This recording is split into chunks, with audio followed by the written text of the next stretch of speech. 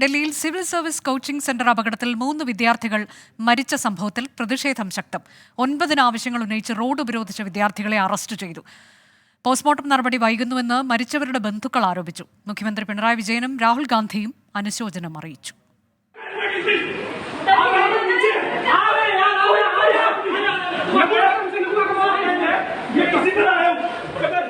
Old രാജേന്ദ്രനഗറിൽ പ്രവർത്തിക്കുന്ന Rau's IAS study സെന്ററിലാണ് ദാരുണ സംഭവം.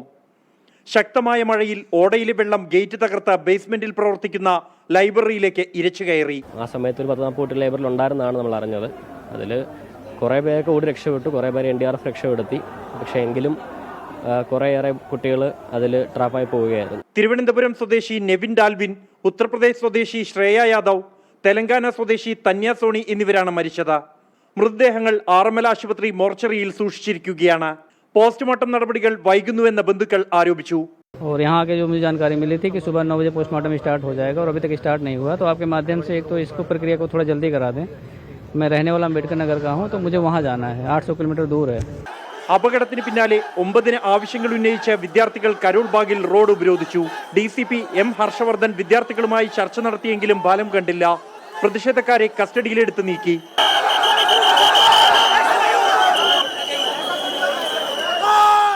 സ്ഥാപനയുടമയടക്കം 2 പേരെ അറസ്റ്റ് ചെയ്തതായും വിദ്യാർത്ഥികളുടെ ആവശ്യങ്ങൾ അധികൃതരുടെ മുന്നിൽ വെക്കുമെന്നും പോലീസ് അറിയിച്ചു.